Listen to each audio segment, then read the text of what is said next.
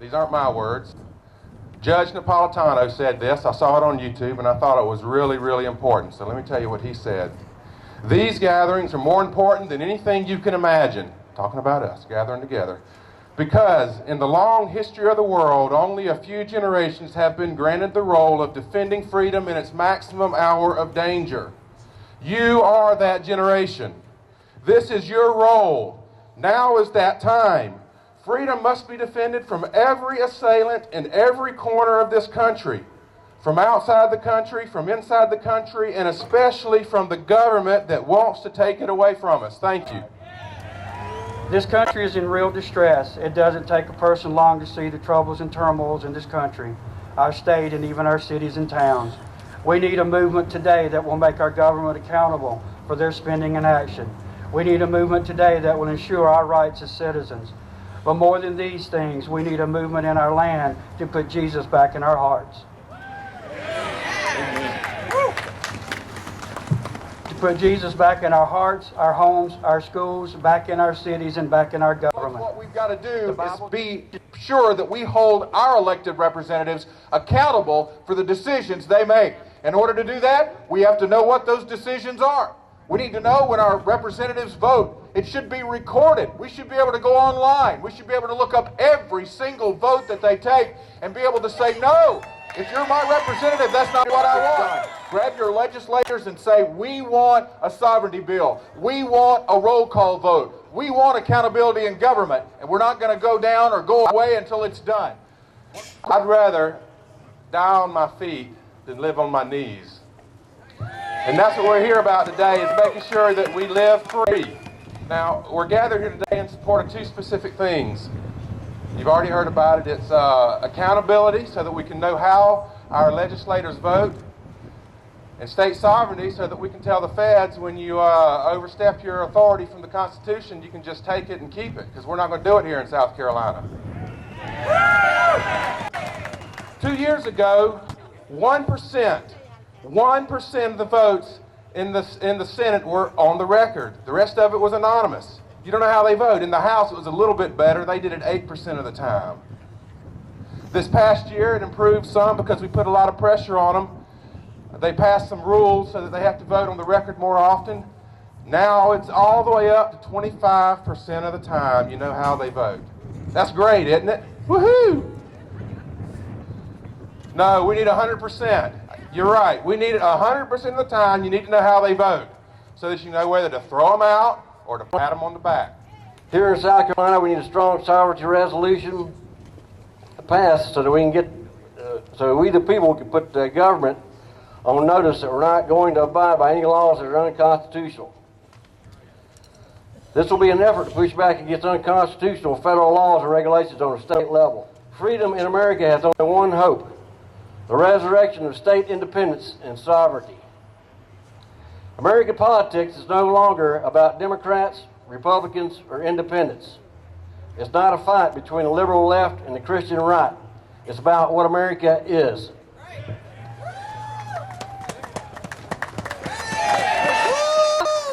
First, the concept of sovereignty does not come from extremists, although the government and the media would like you to believe that that is the case. Sovereignty of the people was fundamental to the founders' vision for our country. Second, there can be no sovereignty without government accountability. Third, only the people have a reason to defend their sovereignty. Government doesn't have a reason. Unrestrained, it is the destroyer of liberty. But do we recognize that truly, united we stand, divided we fall?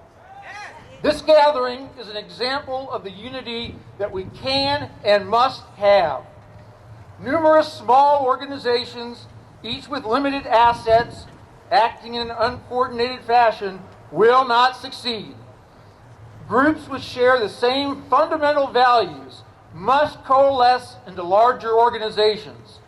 Only then will they have the resources, both manpower and financial, the focus and the coordination to return South Carolina to the path it should be on.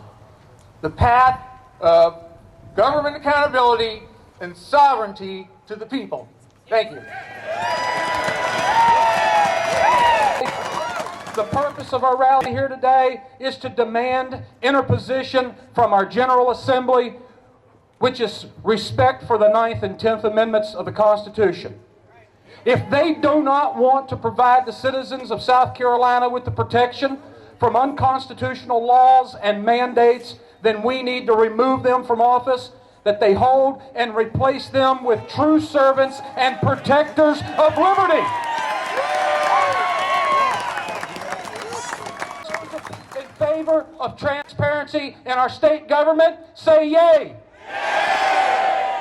All opposed? We got the result. Thank you all very much. Appreciate you coming out. The Columbia Tea Party strongly supports roll call voting. It will hold all legislators accountable by making their votes public on budgetary legislation. If we don't know how our representatives vote on questions concerned with spending our money, how in the world can we hold them accountable for their action? No legislator should ever be permitted to spend a dime from our pockets without his or her vote being on the record. What is happening in Washington, D.C. with the Democrat Party is exactly what's happening in South Carolina with the Republican Party. I'm tired of the good old boy system that plays to special interests. You'll soon see it played out right in this building when they try to shelve the roll call issue and the state sovereignty question. Some of our representatives claim that spending accountability is unconstitutional and shouldn't even come up for a vote. That's nonsense. To this I say, bring it up for a vote. Show us where you stand on spending accountability, or show us where in the Constitution it's okay for the legislators to hide their shadows while voting to spend the people's money. Make sure you understand that. It is the duty and obligation of the state to prevent the federal government from overstepping its very limited powers. Ladies and gentlemen, the people created the federal government to be their agent for certain specific purposes only. The 10th Amendment defines the total scope of the federal power as being that which was delegated by the people to the federal government. If it's not mentioned in the Constitution, it's to be handled by the state governments or locally by the people themselves. End of story. Anyway, I won't keep you long. It's just, please stay organized. Don't let anything divide us. Just work together. It doesn't matter at the end who gets the credit. It's when we turn over 124 members, that's when we can celebrate. May God bless you. May God bless South Carolina. May God bless America. Thank you very much. What are you going to say to them when they look at you and they ask you, what were you doing 20 years ago to change things? What were you doing 20 years ago to make sure this didn't happen? Are you going to say, well, I just didn't have time? Or are you going to be able to say, I stood up and I did everything that I could to make a change? You make sure that you can look your children in the eye and you can tell them that I stood up. I was the one standing up. No matter what happens, you can live with that. And your maker will be proud. Folks, thank you so much for coming out today. I really appreciate it. Keep working. Keep standing up. Thank you, and God bless America. Don't give up the fight. Don't let them tell you to be quiet. You can call Charlie's show, you can call my show, and stay on the politicians until they begin to listen to do what you voted them in there to do. Thank you, good day.